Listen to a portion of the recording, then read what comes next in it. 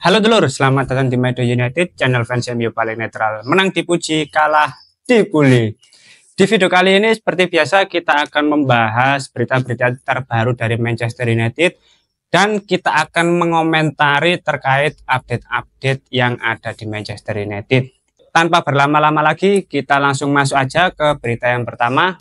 Sir Jim Ratcliffe sangat ingin membuat perubahan pada bulan Januari dan telah menginstruksikan Dan Ashworth untuk mulai memformalkan rencana terkait jendela transfer di musim dingin besok.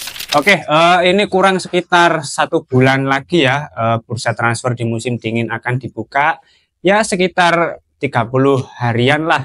Dan saat ini memang kalau kita lihat kebutuhan skuad di Manchester United masih belum ideal.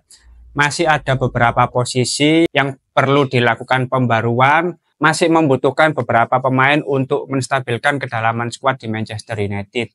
Meskipun mungkin untuk pemain-pemain yang didatangkan bukan pemain dengan nama-nama besar, pemain-pemain bintang, akan lebih realistis pemain yang didatangkan itu pemain-pemain muda yang masih bisa diproyeksikan untuk jangka panjang, atau mungkin pemain-pemain yang statusnya pinjamkan. Nah, karena apa ya? Ya untuk saat ini manajemen akan lebih ketat lagi terkait pembelanjaan pemain karena tidak ingin melakukan pengeluaran uang yang ujung-ujungnya hanya merugikan Manchester United, terutama untuk pembelian pemain yang overpriced itu sebenarnya tidak akan terjadi lagi. Dan ada waktu 1 bulan untuk benar-benar merencanakan, mempertimbangkan, dan memperhitungkan siapa pemain yang akan didatangkan oleh Manchester United di bulan Januari. Memang cukup banyak akhir-akhir ini rumor-rumor yang sering dikaitkan dengan Manchester United, dan setiap tahun juga seperti itu ya. Kalau misalkan bursa transfer mau dibuka, banyak sekali pemain-pemain yang dirumorkan akan datang ke Manchester United.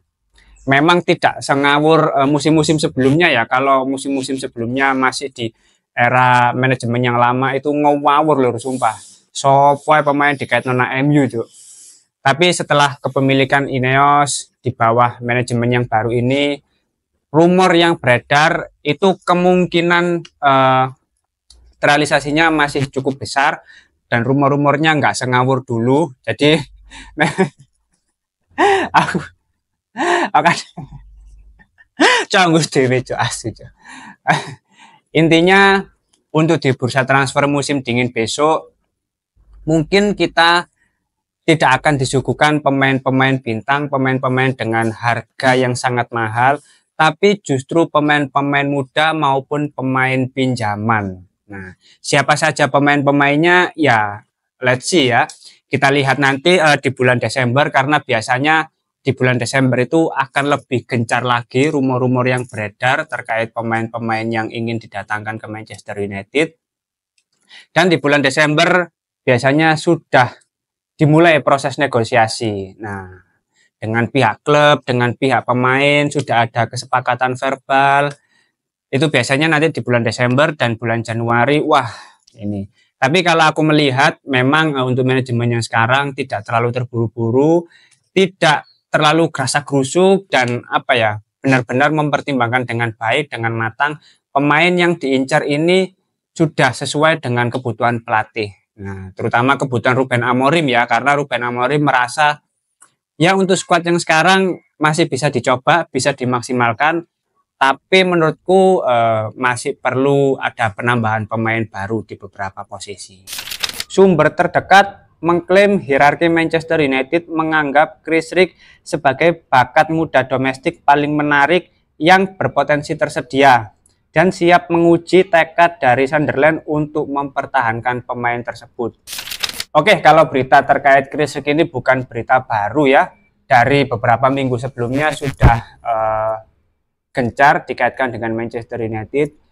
Dan kabar terbaru mengatakan bahwa pihak dari Sunderland tidak ingin melepaskan Chris Rigg. Nah, sepertinya kalau memang Manchester United benar-benar ingin mendatangkan pemain ini, kayaknya proses negosiasinya akan cukup alot.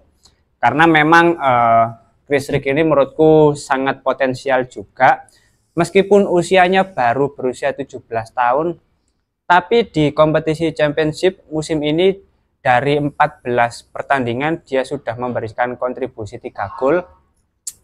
Menurutku sumbangsi yang cukup bagus untuk pemain seusianya. Dan kalau kita lihat pemain ini kan berposisi sebagai gelandang tengah.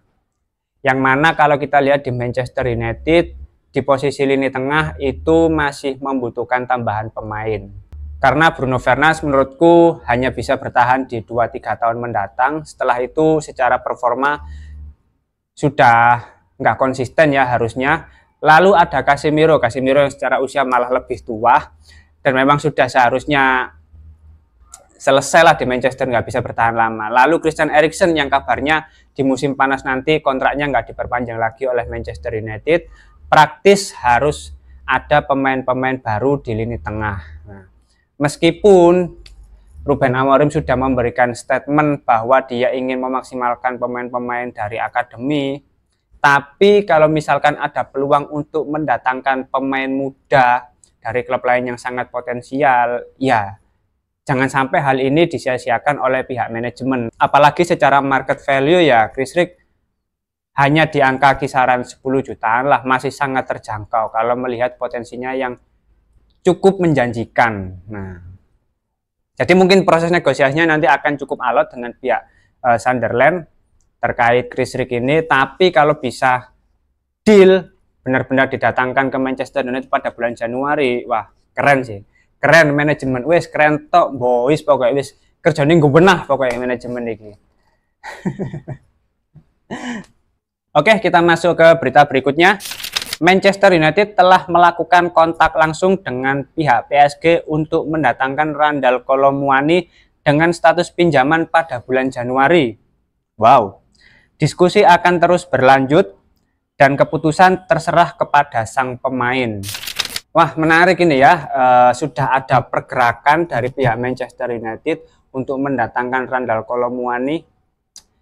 Tapi yang menjadi pertanyaan adalah mengapa Manchester United membutuhkan striker lain di saat mereka sudah memiliki Rasmus Højlund dan Joshua Zirkzee. Bahkan kabarnya Ruben Amorim berusaha mencoba menggunakan Marcus Rashford sebagai pemain nomor 9. Ini kan cukup menjadi pertanyaan besar ya. Apakah striker Manchester United saat ini sekesulitan itu untuk produktif dalam mencetak gol sampai-sampai harus mendatangkan pemain lain demi meningkatkan performa para striker Manchester United, demi memberikan rasa kompetisi, demi memberikan bentuk kompetisi antar lini serang Manchester United. Karena memang sejauh ini, terutama di musim ini ya, pemain seperti Rasmus Højlund itu masih kesulitan dalam mencetak gol. Apalagi Joshua Zirkzee. Nah, ini masih masih kesulitan lah, masih tumpul lah di dalam kotak penalti, masih belum memaksimalkan potensinya, masih belum berada di performa terbaiknya. Ya terlepas para winger Manchester jarang memberikan suplai bola kepada Rasmus Højlund dan juga Joshua Zirkzee, tapi ya memang kenyataannya masih kesulitan gitu loh, masih sworo, masih seret dalam mencetak gol gitu loh. Bahkan beberapa gol yang tercipta itu justru bukan dari striker, melainkan dari pemain di lini tengah, dari pemain winger. Ini kan menunjukkan bahwa ya yang pertama suplai terhadap striker itu masih sangat kurang. Yang kedua, sekalipun mendapat suplai dari para pemain lain, secara finishing juga masih belum maksimal.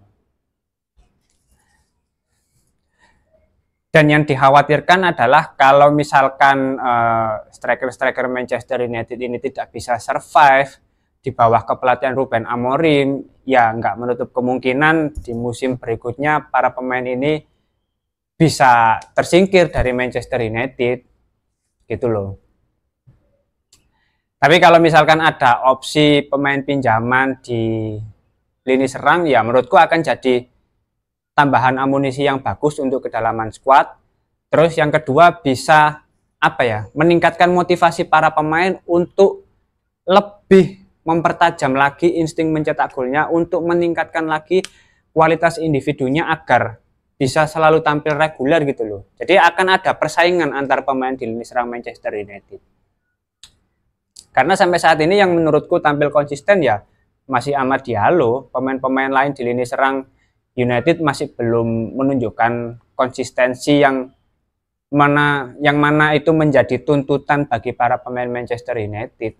Ya kita tunggu saja ya nanti untuk Kolo Muani ini benar-benar akan didatangkan di bulan Januari atau enggak.